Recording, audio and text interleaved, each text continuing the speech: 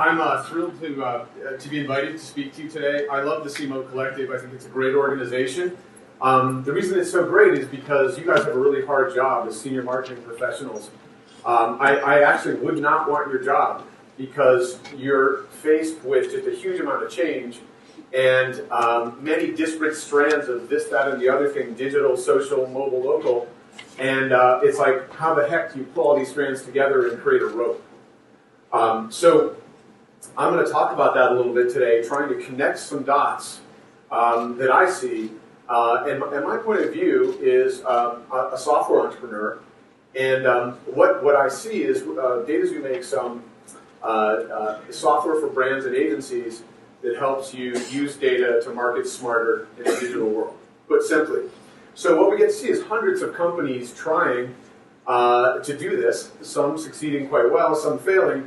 So I'd like to share some best practices, some case studies, and even, if I may, a framework for how to think about what's going on and maybe how to think about your own plan in doing data-driven marketing in a digital world.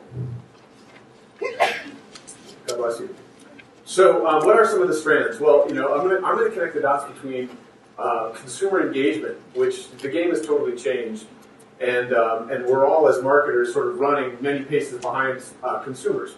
So the new way of engaging your brand, big data and analytics, and what does it mean, and how does it create business outcomes, most importantly. And then I'm going to actually be so bold as to say I think we're really on a bigger topic here, which is re-engineering, indeed reinventing marketing processes. And I want to share some thoughts about that.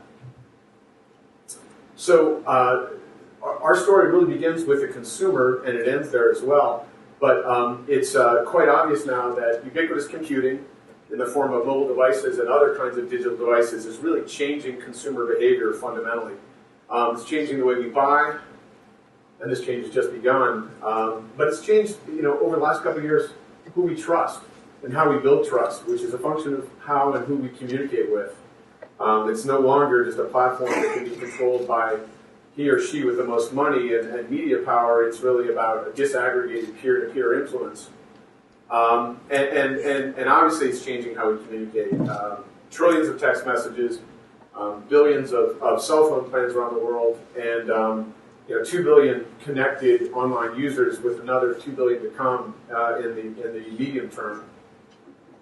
So less obviously, this kind of consumer behavior transformation is changing the nature of data when we think about marketing. Marketing data traditionally has been personal information. Mike Baker, 89 Richdale Road, Mike at DataXu.com. It's not actually a lot of information. It's very high value. It tells you quite a bit about me. And it sits in your customer database. But that's all changing now as the digital lifestyle plays on. We're really moving from transactional to behavioral data. So the idea that there are these events that happen before and after the purchase of your product that are increasingly becoming the battleground for defining how you actually engage somebody, not just the actual transactional data. We're also seeing, for this reason, the data move from static to dynamic. Dynamic data, the idea there is it's not a fixed point, it's not a postal address or an email address, or even my Twitter handle. It's all of the above plus my browse activity that occurs kind of whenever and however I want it to. And it's going from little to big. So without belaboring the point, we now have the 3 V's. We have an acronym, I suppose, to tell us what big data is: volume, velocity, value. If you saw that HBS article.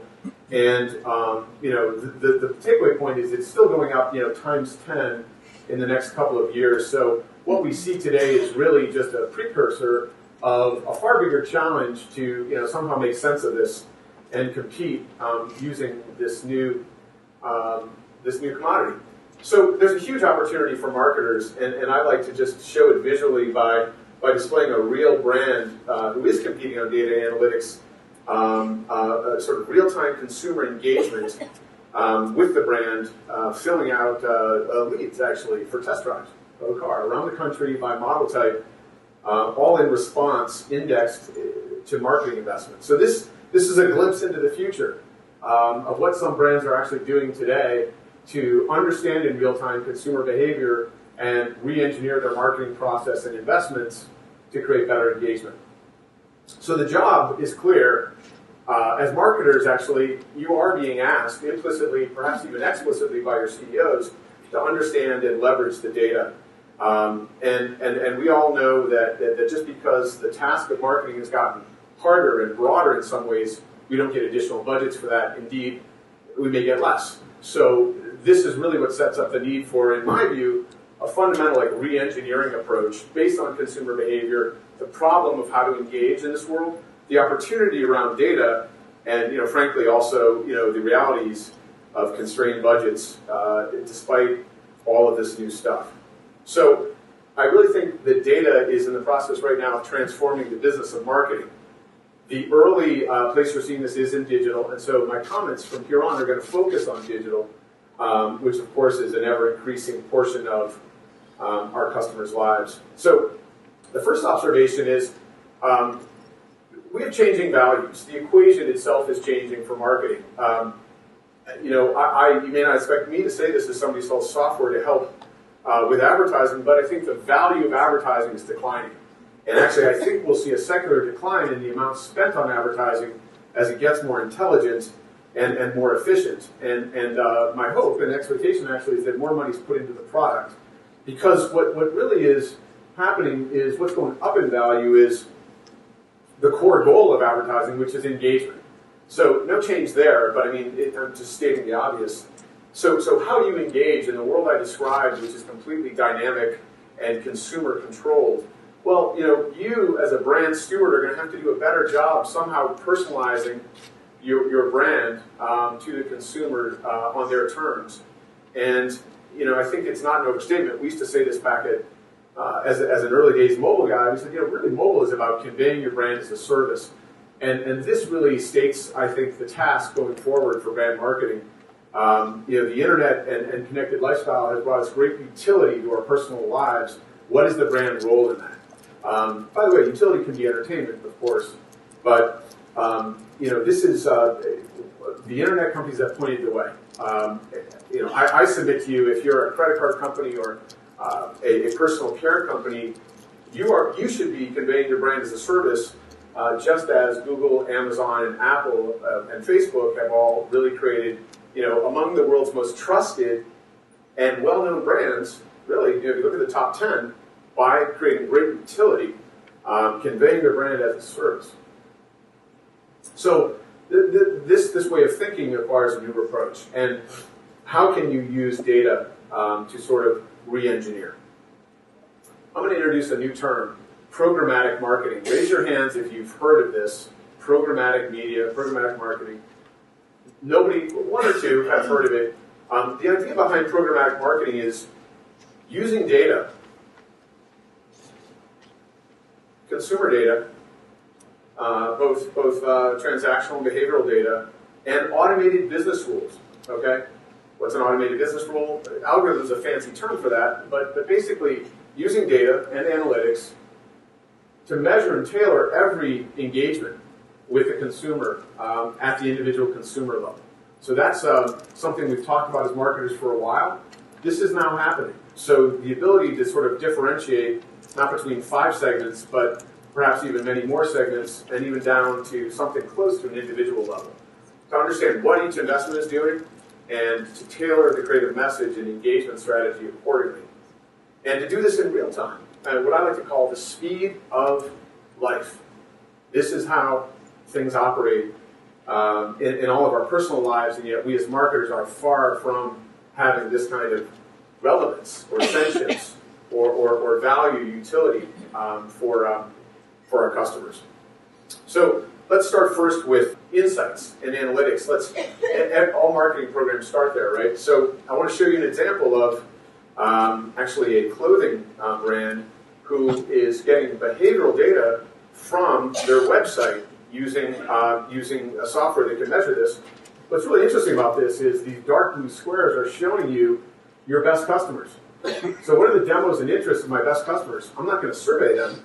I'm just going to look at the behavioral data that's available through digital and see that, really the people who are buying the most of my product are 35 to 44, single, have an interest in news, to a lesser extent family and parenting, and actually a strong interest in real estate. Fascinating. This is coming for free just from the browse activity and the purchase activity off the website. Not a survey, not a month late, the next day, really dimensionalizing your consumers. These gray boxes, by the way, are the people, the least profitable customers, 18 to 24, business interest, society and science interest. This is a huge insight that can be utilized in real time to sort of better understand who is your best customer and how do you drive more profit. To take a more mundane example, you can take a similar approach to the media investments. We just looked at your digital end properties.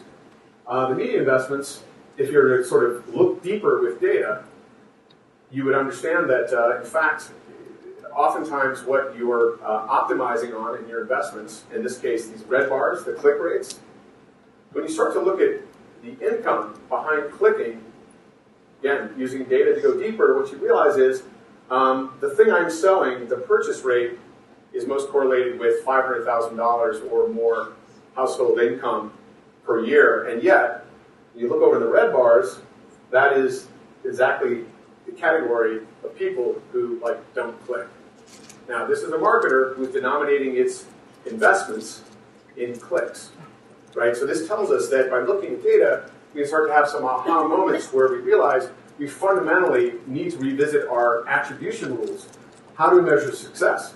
Are we just trying to get a click-through rate because somebody said that's what matters in digital? Or are we actually investing our money to maximize lifetime value of customers? You know, where's the tangible, let me act like a CEO, where's the tangible business outcome that improves our profitability? Right? It's time for marketers to think the same way that the CEO and CFO do when it comes to how you measure, and data can help you do this. So there are tools to do this today. Okay, so you get these insights. All marketing starts with the insights. Now I have to do execution. How can I re-engineer that? Well, I want to talk for a second about programmatic media. The idea that you can look at each consumer before making an investment decision in engagement, i.e. buying an ad, and actually look at the device, look at the context of the placement, look at the time of day, look at the day of the week, and actually make a willingness to pay decision. Now, this, by the way, is part of what our software does after the insights, and actually buy the audience and the time and the place that actually you empirically know correlate to your best customer value. It's a really simple idea. You couldn't do this 2 years ago, but you can do it now, and you can do it at scale across video and Facebook, email. We're even seeing some over-the-top TV executions occurring in this fashion. So this is the idea of programmatic media, investing at the individual consumer level and making a creative decision and a willingness to pay based on who the consumer is, using anonymous browse data or other ways of kind of recognizing the category of consumer. So what are the key benefits for brands? Efficiency is an obvious one. The way I like to put it is, if you could just eliminate some of the spend that's spilling over unproductively into areas and kinds of people and consumers you don't really care about, automating manual work, is another. But you think about the effectiveness here, it's really personalizing the creative message. And the creative message could actually even be the offer if you're a multi-product company. I'm going to show you a case study of one who is actually using the consumer type and slotting in the product according to the consumer. That is a re-engineering marketing thought. It's awesome that somebody's doing that. And it's a top 15 global advertiser who's very, very innovative. And I'll share with you some of the data about that. Lastly, the insights. What you can glean from what I've shown you even is there's really powerful insights that are available at a low cost in close to real time that can be put to use driving business outcomes. Just to give you a highlight, we've seen one large company really leaning into this way of working who has been able to drive just dramatic cost reductions in its advertising budgets, 40%, as they compare comparable periods. But it's not about cost savings, it's actually about increasing marketing outcomes. So this company was more focused on let's reinvest that the right way to achieve more marketing outcomes. And I think that's a really interesting, best practice, if you like. We're not out to shrink marketing budgets. You know, this is the time of year everyone looks at their 401k and says, I need to rebalance my allocations because the world has changed. The same thing is happening to your market budget. You know, you are probably spending too much in tactical things that have low return. And if you were to go through that and find the hidden cost savings, you could more than fund what I think are much more strategic projects. Like, if I was a CMO, I'd be spending more money on creative, personally. Why? Because I know I need a richer palette of creative to personalize and convey my brand as a service, whether it be, you know, utility or entertainment.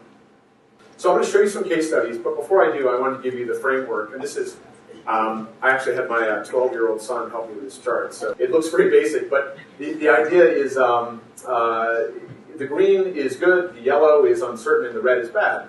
On the vertical axis, you have the customer value. On the horizontal axis, you have the customer engagement. And what the framework is, as you think programmatically, this should be a very familiar idea. It's comforting. All this digital and data stuff, this is like an old-fashioned thought that actually totally applies to thinking through data-driven strategies.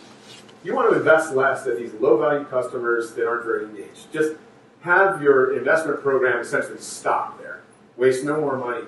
The good news is you can identify who those people are, when those investments happen, just stop. Take the savings and invest more in the green area, the high customer value, high customer engagement.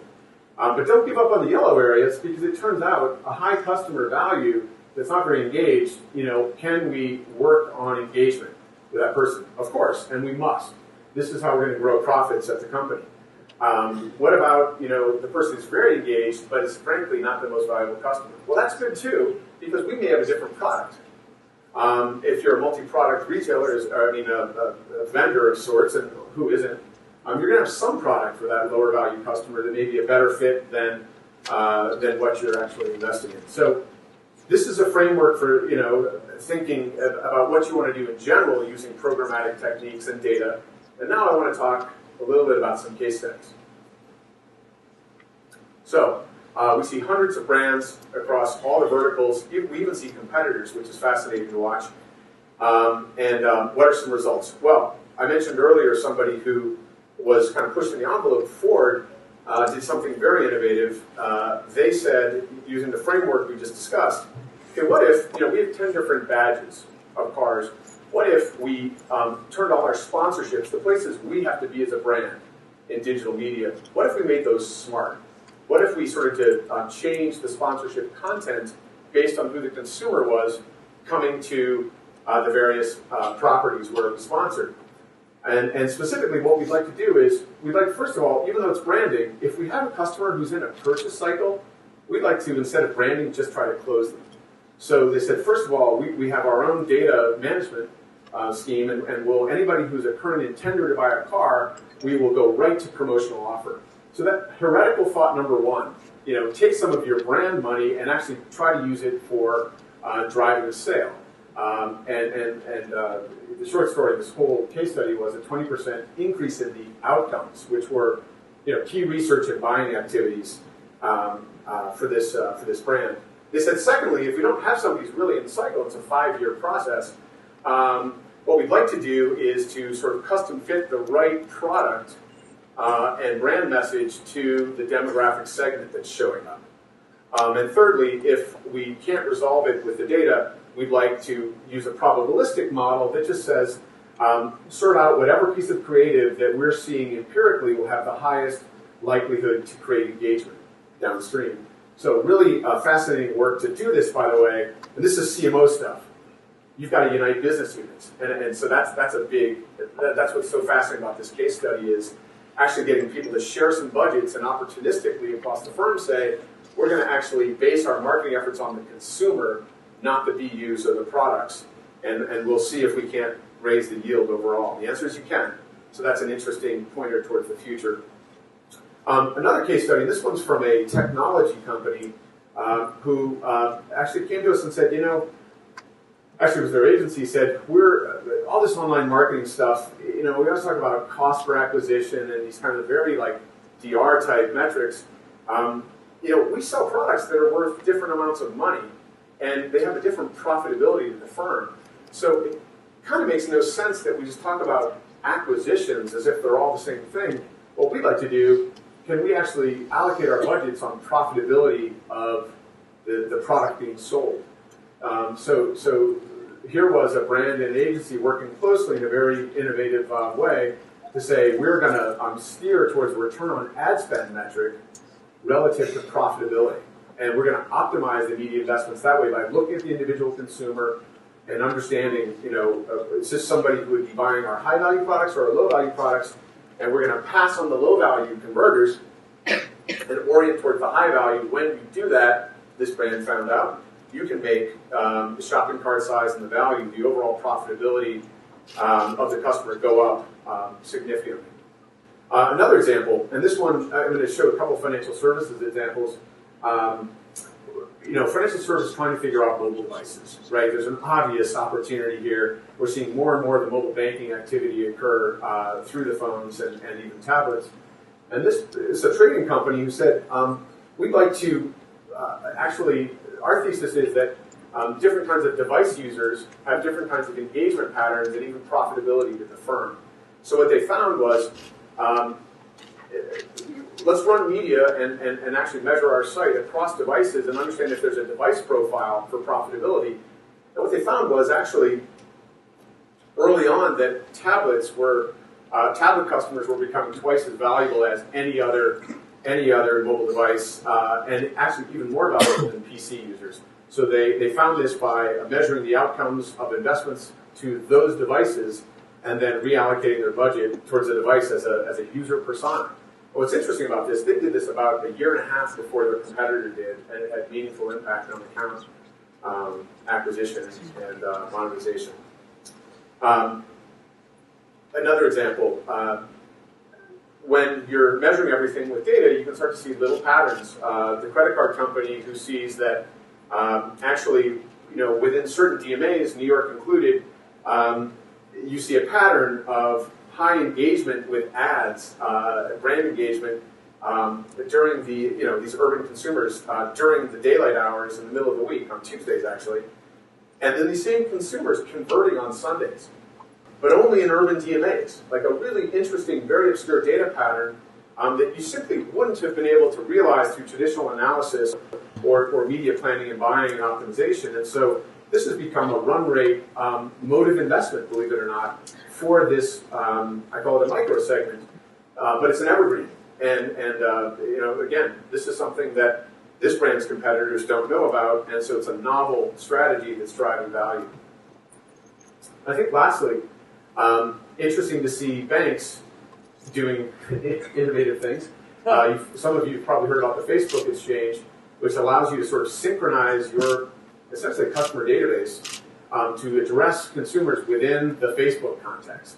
So think kind of more like CRM. What this bank found was that, in fact, finding its customers on Facebook to talk about bank transactions, consumer bank transactions, actually was a much more effective place to do old-fashioned advertising than the rest of the web was. And this required a little bit of a leap of faith, which is to kind of synchronize your data with Facebook. Again, a great story of innovation from a bank that you would not assume to be at the edge of that sort of thing.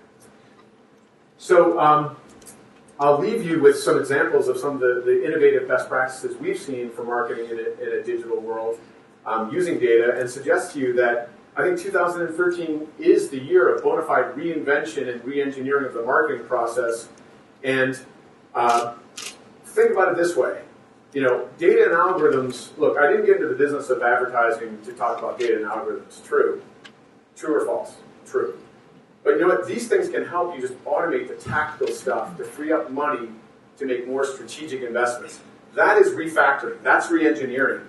And I predict that the marketing industry will get to work in earnest on re-engineering the process, not because data is cool or algorithms are cool, because you have to get better brand engagement working across the investments that you have today. So with that, I'd like to take any questions or thoughts or comments, experiences people have had. I know there was one person who promised to throw a softball in the corner of the room. Yes, John. Folks, we have microphones here. Just raise your hand, bring it over. And that's your name, title, and organization. Sure. John Everett from Exchanger. I cover this space, sort of familiar with your business and some of the things going on with big data and how it's approaching the marketer. So I'm really curious about what you expect in the next 1, 2, 3 years at the CMO level. How is this tactically going to lead into their strategy? Can you give some, some specifics, that maybe even some tips on if you were the CMO, what would you be doing in this next 1 or 2 years? Yeah, well, good question. Probably the room can answer the CMO question better than I can. My sense of things, and I'd love to hear from anybody else, is issues around data and analytics are not at the top tier of the CMO to-do list right now. And so right now we're going through an awareness phase where the staff is aware of it. And the CEO, I'm going down to sit with the CMO and his staff to talk about big data. But he's like, we have separately a strategic effort at my firm, as a giant advertiser, around big data. But I don't want it just to be a strategic effort that sits off to the left of marketing, because my sense is marketing can be a real beneficiary. So I think this is really just coming on the agenda of CMOs, and initial viewpoints are being formed. And that's probably as it should be. It is happening more than you realize in your staffs, but it may not be happening with a clear framework and a plan and a sense of milestones and metrics. What would I do if I was a CMO? I've sort of shared some of that. I think the big opportunity here is not to automate strategy or anything so loftily. Marketing's hard, right? And a lot of the technology companies kind of, dismiss that almost or glide right over it. Marketing's incredibly hard because it's indeterminate, and we're dealing with thoughts and feelings and emotions which can't be quantified. Having said that, there's this whole mundane aspect of what we do as marketers, which absolutely can become more operationally efficient and excellent. And what I'm really saying is that's a huge opportunity, not to transform your brand engagement, but frankly to free up the funds and the resources to focus on some very significant work. Right now, I think we have a legacy supply chain for the way things work, especially around the major facet of the budget, which is the media budgets, that has a lot of, not a news item here, a lot of waste in it. Right? So this is the primary opportunity. In other words, this is not strategic in and of itself, but when you apply it to the tactical and get out of the time and cost and people involved in just moving money around and marketing messages, it can become strategic for redefining how to brand in the digital age.